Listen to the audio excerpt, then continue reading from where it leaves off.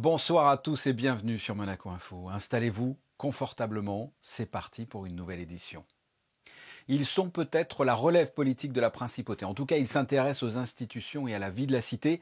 La première séance de présentation du Conseil national des jeunes a eu lieu lundi soir dans le grand hémicycle. Ils sont 12 au total, allant de la 5e à la seconde. Ils ont pu ainsi dévoiler leur projet pour la principauté. Nous y étions.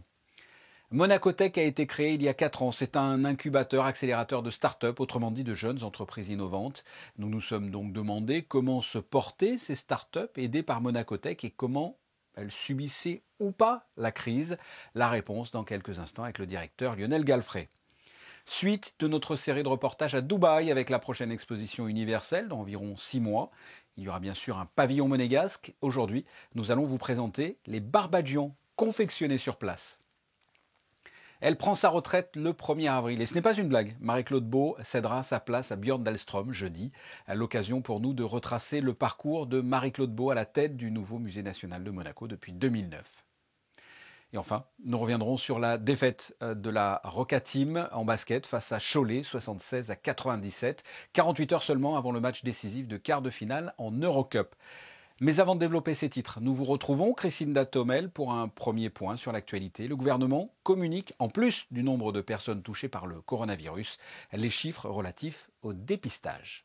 Et oui Fabien, hier soir, le bilan sanitaire de la principauté s'est levé à 2265 personnes touchées par le coronavirus depuis le début de la crise sanitaire.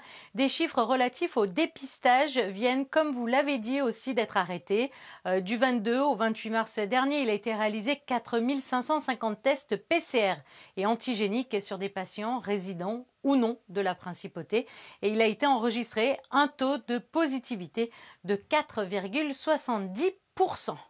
L'Institut monégasque de la statistique et des études économiques rend public l'ensemble de ses travaux relatifs aux conséquences de la pandémie. Et oui, depuis le tout début de la crise sanitaire, l'INSEE s'est attaché à évaluer les conséquences de la Covid-19 et des mesures prises, des éléments qui permettent de donner un éclairage objectif d'ensemble sur la situation sanitaire, économique et sociale du pays et son évolution depuis le début de la pandémie. Alors après avoir étudié la période du printemps dernier, les données sanitaires de la mortalité, de l'économie, de l'emploi, des transports, de l'environnement, de la petite enfance, de la sécurité et de l'enseignement, un premier rapport évalue les conséquences du confinement et du déconfinement. Et suite à ce premier bilan, le travail de collecte et d'analyse a continué et a permis de suivre les indicateurs clés dans les domaines du suivi sanitaire, du profil des personnes malades, de l'économie, de l'emploi, de la natalité et de la mortalité, entre autres, des données que vous pourrez retrouver sur le site de l'INSEE, Fabien. Enfin, une séance publique cette semaine au Conseil national. Effectivement, dans le cadre de la séance publique, le Conseil national se réunira ce jeudi à 18h30 pour renouveler le bureau du Parlement monégasque. Alors à noter cependant que cette séance se tiendra en l'absence d'assistance au sein de l'hémicycle, mais que vous pourrez toutefois suivre en direct sur Monaco Info. Merci Christina, on reste au Conseil national, mais cette fois avec la nouvelle génération. Qui sait, certains tiendront peut-être un rôle politique dans quelques années. La première séance de présentation du Conseil national des jeunes a eu lieu lundi soir dans le grand hémicycle. Les 12 conseillers ont pu ainsi dévoiler leur motivation et leurs projets pour la principauté. Vanessa Dessy a assisté à ce lancement officiel sur des images d'Alexandra Marangoni. Élaborer des projets ensemble, des idées de propositions de loi qui pourront faire, le cas échéant, l'objet de véritables textes adoptés par l'Assemblée. Tel est l'objectif premier du Conseil national des jeunes. Les conseillères et conseillers nationaux juniors sont au nombre de 12, de la 5e à la seconde et élus pour une durée d'1 an. C'est une idée en fait que je porte depuis un certain nombre d'années car il existe dans d'autres parlements en Europe et j'ai pu le découvrir donc déjà des députés juniors. Donc c'est une idée qui me tenait à cœur. Ils sont extrêmement motivés, extrêmement doués. Ils nous ont bluffés par leur niveau, par leurs idées. Je crois que c'est très important que les jeunes s'expriment sur leurs préoccupations, sur leurs attentes, sur leurs idées. Ils ont beaucoup d'imagination. Ils parlent sans doute mieux que nous, les adultes, de leurs préoccupations et de leurs problèmes. Et je peux déjà voir après une réunion en privé et celle de présentation de ce soir, qu'ils ont beaucoup d'idées. Donc ça promet un travail fructueux avec les conseils nationaux adultes. Le Conseil national offre aujourd'hui à ses enfants la possibilité de réellement faire bouger les choses. Chacun d'entre eux a bien conscience de porter une part de l'avenir de la principauté. C'est surtout l'éducation. Donc l'éducation en rendant plus accessible l'ouverture sur des métiers peu connus. Je pense que ça peut m'aider ensuite à parler en public. Mais par exemple en 3e, on a un oral de brevet, donc je pense que ça peut aussi m'aider à prendre confiance et puis d'exprimer la volonté des jeunes collégiens et lycéens. J'ai toujours un peu aimé la politique, cela m'a toujours intéressée et pouvoir aujourd'hui être conseiller junior me permettrait de savoir comment se passe dans les coulisses des lois du pays, comme on peut le dire. Le prochain grand rendez-vous pour les conseillers nationaux juniors est fixé dès le mois d'avril afin d'entamer les discussions autour des différents projets. Nous suivrons cela de près. Comment se porte l'économie monégasque depuis un an? Est-ce une période pour innover, pour créer par exemple sa start-up? Pour y répondre, nous recevons notre premier invité, Lionel Galfré. Bonsoir. Bonsoir. Vous êtes le directeur de Monacotech, un incubateur de start-up. Monacotech a été cofondé par la Principauté, Monaco Télécom et Xavier Niel en 2017. Pour les non-initiés, très rapidement, qu'est-ce que Monacotech? Monacotech, c'est un endroit qui accueille des entrepreneurs qui ont des projets innovants et on les accompagne en leur délivrant un programme de développement de leur business pour faire en sorte qu'on fasse naître des entreprises économiquement pérennes qui se développent en principauté et depuis la principauté. Et comment se porte Monacotech depuis la crise sanitaire? Il y a eu un impact? Alors oui, il y a eu un impact de la crise sanitaire. Il se trouve qu'ici, on a des entreprises relativement jeunes qui débutent, qui sont, de par leur nature, très adaptables et qui ont l'habitude d'avoir des impondérables tout au long de leur récente vie. Donc, c'est des gens qui se sont adaptés. Comme tout le monde, il ne faudrait pas que ça dure. Ouais. La crise a fait des dommages dans les startups, concrètement, ou pas encore? Non, la crise n'a pas fait de dommages. Il y a certains qui étaient sur des modèles économiques très particuliers, notamment sur les vols, par exemple, sur le transport aérien. Ouais. Eux, effectivement, ont plus souffert et ont été obligés de revoir ou réadapter leur modèle économique. Mais dans l'ensemble, il n'y a pas eu de dégâts particuliers. Et vous avez des exemples de start-up au sein de Monacotech qui ont su se réinventer depuis la crise? Oui, alors toutes les start-up ont su se réinventer dans le sens où, comme tout le monde, elles ont dû revoir essentiellement leur façon de travailler et leur approche du marché. Qui a été nettement revue. Oui. En revanche, toutes et certaines, je dirais, ont su tirer profit de cette situation. Et il s'est avéré parfois que cette situation a fait naître des opportunités et donc changer un peu le cap. Et vous avez des exemples? Oui, on a des boîtes qui travaillent, par exemple, dans la sécurité informatique, par exemple, et qui ont vu la demande de services augmenter là-dedans et des solutions qui ont dû être adaptées sur mesure. D'autres, par exemple, comme Carlo, dont on parle beaucoup, qui a pour objectif de dynamiser le commerce local, effectivement, elle qui a eu plein d'opportunités et plein de nouvelles applications qui sont nées parce que la crise sanitaire et la moindre fréquentation physique des commerces a ouvert de nouvelles opportunités. Et qu'est-ce que vous avez fait de plus pour épauler les startups depuis un an? On a revu totalement notre modèle, c'est-à-dire qu'ici, tout est basé sur les échanges entre entrepreneurs. Donc on a été obligé de faire des webinaires très nombreux, de mettre en place ce genre de choses. Mais on a fait aussi des accords avec des incubateurs étrangers. Et on a essayé d'ouvrir ces nouvelles portes d'une façon différente. Et puis bien sûr, notre proximité avec l'écosystème a fait que, et avec le gouvernement aussi, a fait qu'on a assisté nos startups dans l'accès à toutes les aides qui pouvaient exister. Et vous êtes à la recherche là actuellement de projets innovants. Il va y avoir un nouvel appel à candidature. Alors effectivement, il y a un nouvel appel à candidature qui a ouvert le 29 mars, qui se conclura le 26 avril. Et oui, on est à la recherche de projets innovants pour accueillir de nouvelles start-up et les accompagner dans les domaines de la biotech, de la medtech, du clean et du green, clean tech et green tech, et du yachting qui à Monaco sont des secteurs très importants. Et bien sûr, on ne peut pas l'oublier, le digital et l'intelligence artificielle, le numérique, qui sont communs à l'ensemble de ces secteurs et qui sont pour la principauté très importants avec le programme Extended Monaco. Donc c'est quelque chose qui est important pour nous. Et que faut-il faire si l'on est intéressé ? Alors on peut postuler via notre site internet sur une plateforme prévue à cet effet et ensuite un processus de sélection qui se terminera avec un jury le 10 juin. Alors dernière question, toute naïve, est-ce le bon moment tout simplement pour vouloir se lancer et créer sa start-up ? C'est certainement pas un moment moins bon que d'habitude. Il y a de grandes opportunités, c'est un moment où les façons de faire sont en train de changer, d'évoluer. Et une start-up par essence essaie d'aborder son marché ou une problématique de façon différente. Donc oui, bien sûr.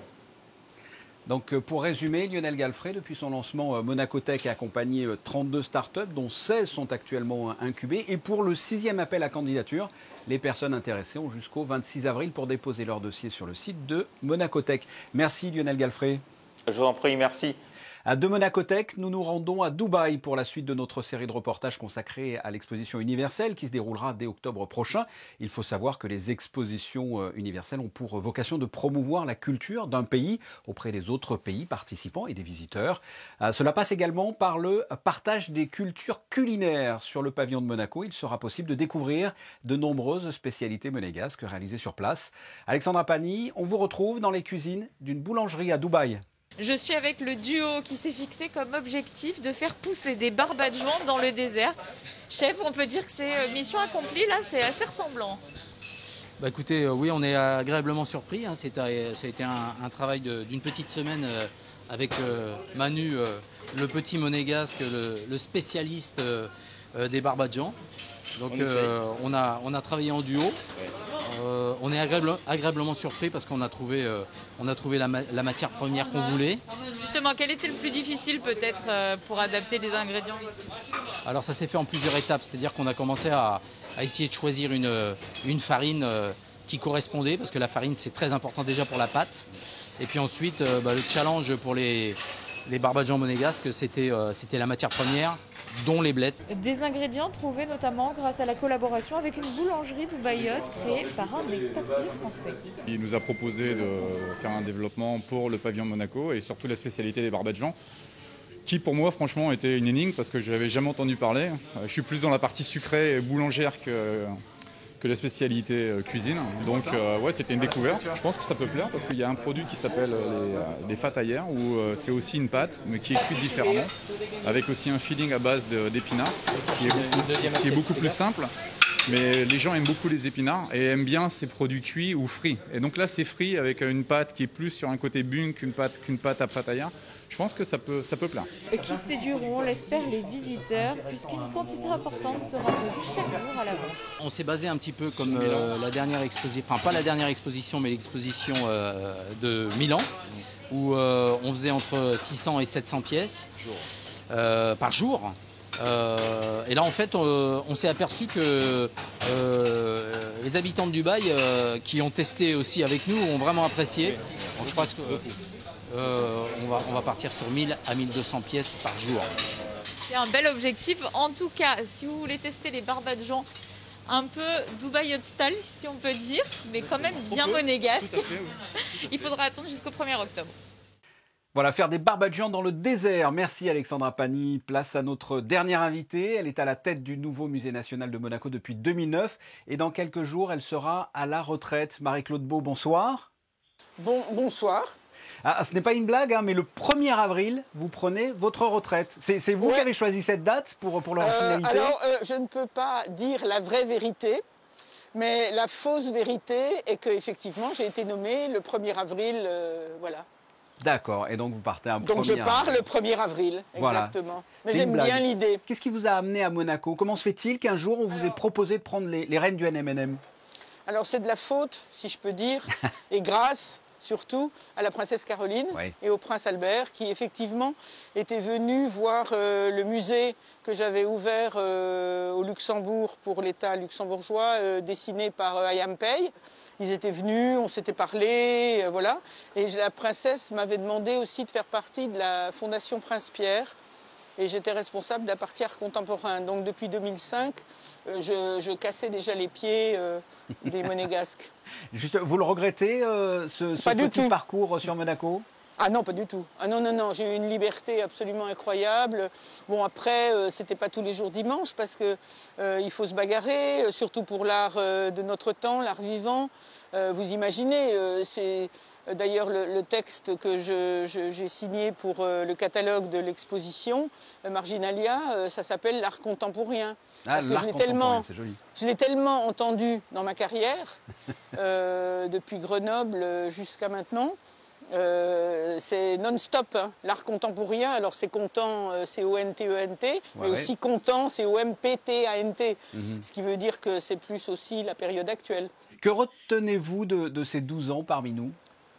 Écoutez, la liberté, de pouvoir travailler avec une équipe que j'ai choisie, formée pour certains, vraiment assez étonnante, d'avoir ce côté international et puis d'être sur ce bord de Méditerranée qui dit un peu l'histoire du monde. Qu'est-ce qui a fait à Monaco votre plus grande fierté? Une exposition en particulier? De quoi êtes-vous la plus fière? J'ai beaucoup aimé découvrir, parce que je ne le connaissais pas, Hercule Florence, qui est un monégasque d'origine, qui a été l'inventeur de la photographie, du mot photographie et de la photographie, et qui est parti au Brésil. Voilà, et c'est quand même un grand, si vous voulez, parce que, vous voyez, il y a ça qui m'a passionnée, et puis d'avoir fait venir Gilbert et George, c'était aussi assez marrant. Mais des choses, je crois qu'il n'y a pas une exposition où j'ai regretté. Ah bah, c'était ma question justement. À l'inverse, est-ce que vous avez des regrets? Donc rien du tout. Pas de regrets. Je ne sais même pas qu'est-ce que ça veut dire regret. Ça veut dire quoi? Alors si je m'excuse, oui, je peux m'excuser si j'ai des regrets d'avoir fait une bêtise. Mais le regret de vivre ici, de faire les choses que j'ai pu faire en toute liberté, non, c'est plutôt merci à mon équipe et puis effectivement au prince et à la famille princière, parce que vraiment ils m'ont permis de faire ce que je voulais. Alors il y a eu des tensions, il y a eu des incompréhensions. Vous voyez, c'est la vie, quoi. Si vous aviez un rêve le plus fou concernant le NMNM, quel aurait été ce rêve ou quel serait ce rêve? Eh bien, qui restaure la villa Saubert vraiment comme ils l'ont dit, je veux qu'ils la restaurent.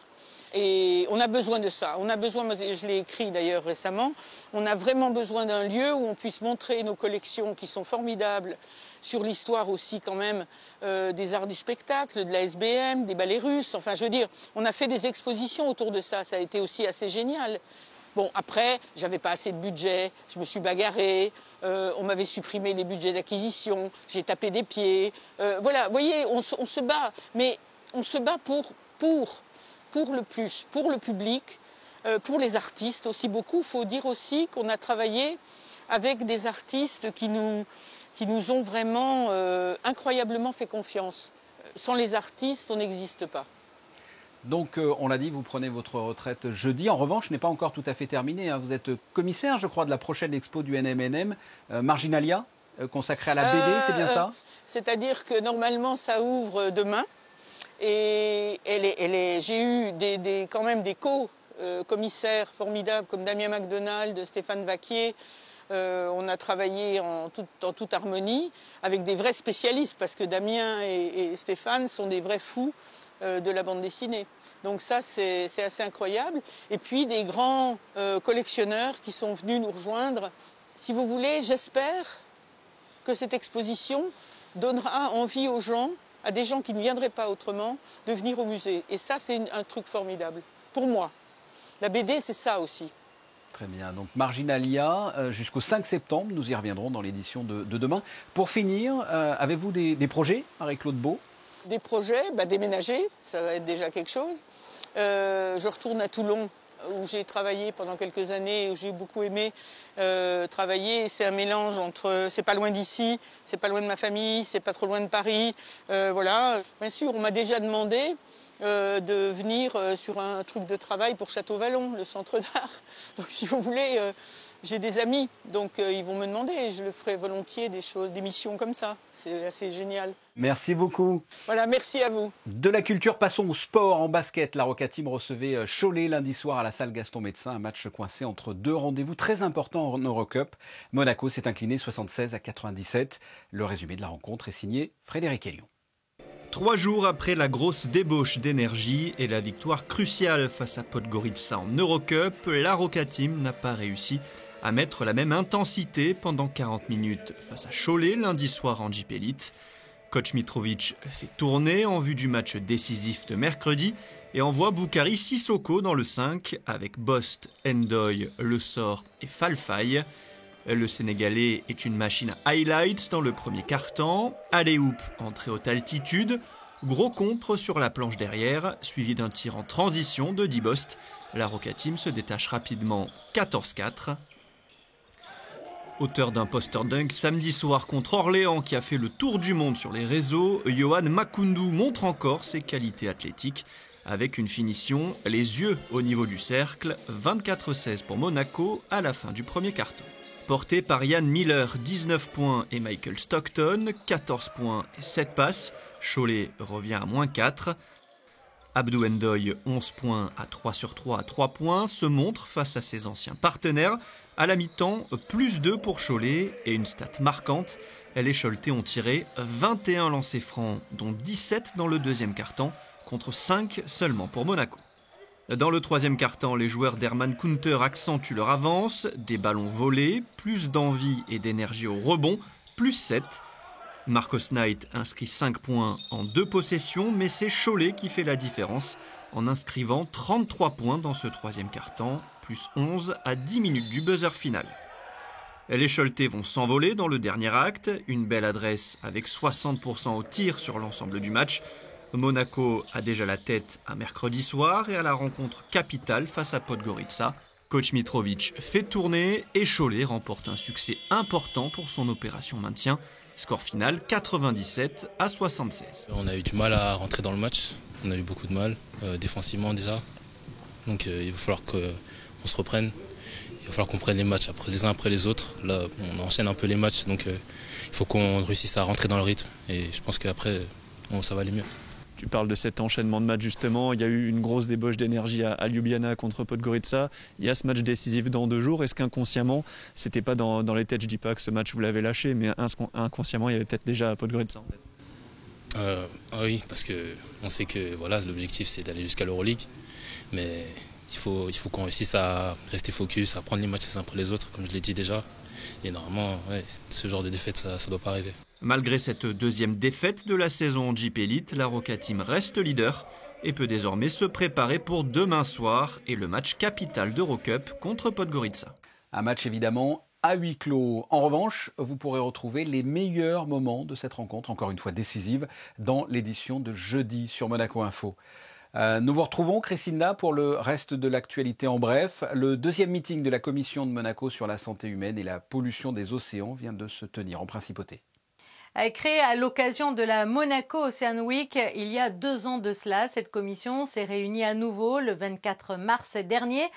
Durant 2019 et 2020, cette commission constituée de 18 scientifiques représentant des centres de recherche ou des organisations internationales a encadré les travaux de 44 scientifiques issus de 18 pays différents qui ont permis d'aboutir au rapport sur la pollution des océans et la santé humaine, un rapport qui met en avant les impacts des polluants, qu'ils soient d'origine chimique ou organique, sur la santé humaine et les solutions possibles pour limiter la pollution des océans et qui a été dévoilé lors de cette réunion de travail, une réunion qui a également permis à ses membres de présenter leur actualité scientifique et de travailler conjointement à l'application de la déclaration de Monaco sur la santé humaine et la pollution des océans. À noter un changement important à présent pour les mélomanes, Christinda. Alors attention, en raison des essais du Grand Prix historique qui auront lieu le vendredi 23 avril, l'Opéra de Monte-Carlo est dans l'obligation d'avancer la première représentation de Boris Godunov, initialement prévue le vendredi 23 avril au jeudi 22 avril. Et en raison de l'évolution de la situation sanitaire et des décisions prises par les gouvernements monégasques et français, toutes les représentations seront avancées à 14h. Chaque personne ayant déjà réservé sa place sera contactée par le service location afin de confirmer sa présence malgré le changement de date et le changement d'horaire. Et puis pour les amateurs d'art, une exposition joue les prolongations à la Maison de France. Oui, alors nous vous en avions parlé sur notre antenne il y a quelques semaines, l'exposition Création à quatre mains qui se tient actuellement à la Maison de France et qui présente des œuvres d'Alain Borghese et de Éric Simonet se poursuit jusqu'au 16 avril. Les deux artistes laissent libre cours à leur créativité au travers d'œuvres mélangeant diverses techniques telles que le dessin, le collage, la peinture et en s'inspirant de l'architecture de Monaco, de Barcelone ou même de celle de New York. Leur source d'inspiration, la typographie, le temps, le jeu et le monde du vin. Un mot à présent sur la météo. Quel temps fera-t-il demain ? Un ciel ensoleillé, Fabien, ce mercredi. Une légère brise accompagnera la journée. Les températures seront 12-15 degrés pour les minimales et 22 pour les maximales. Et le soleil se lèvera à 7h12 pour se coucher à 19h56. Ce mercredi 31 mars, nous fêterons les Benjamins. Merci, on se quitte avec les photos du jour. Nous en avons parlé dans ce journal. La première séance du Conseil national des jeunes s'est déroulée lundi. L'occasion de voir les portraits, qui sait, de la nouvelle génération de femmes et d'hommes politiques. Ces clichés sont signés Manuel Vitali. Ce journal est terminé. On se retrouve, si vous le voulez bien, mercredi dès 19h pour une nouvelle édition. Et je le dis souvent, mais c'est important, portez-vous bien et à demain.